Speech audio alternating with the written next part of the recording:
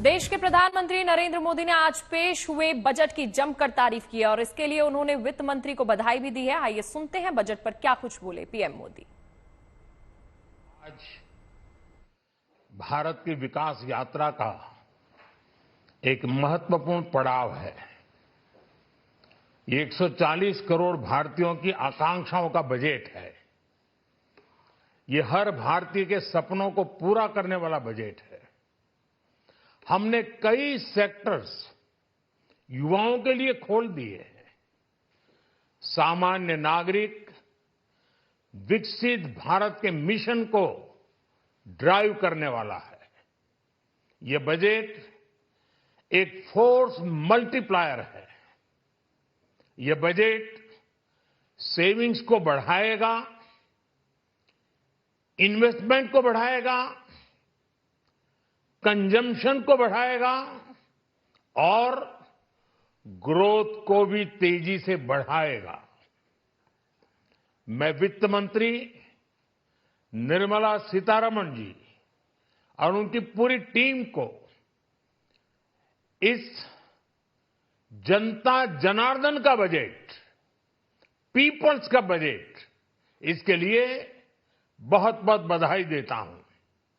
साथियों, आमतौर पर बजट का फोकस इस बात पर रहता है कि सरकार का खजाना कैसे भरेगा,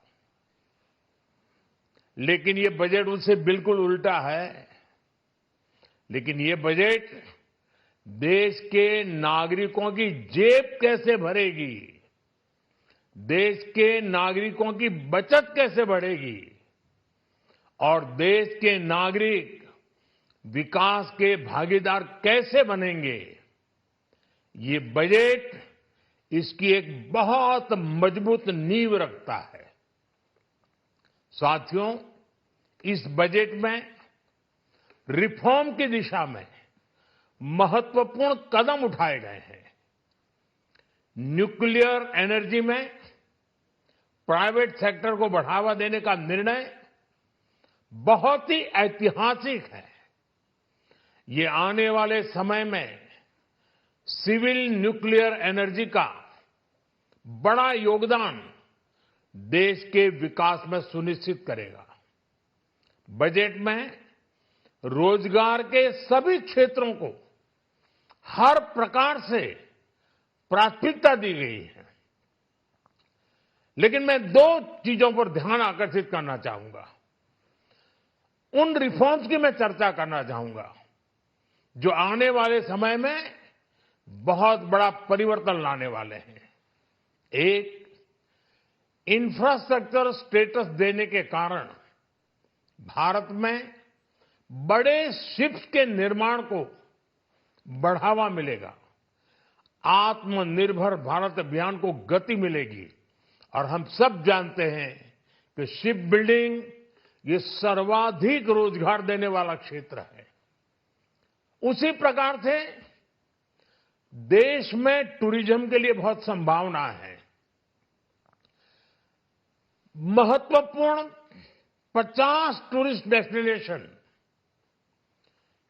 वहां पर जो होटल्स बनाएंगे, उस होटल को पहली बार इंफ्रास्ट्रक्चर के दायरे में लाकर टूरिज्म पर बहुत बल दिया है।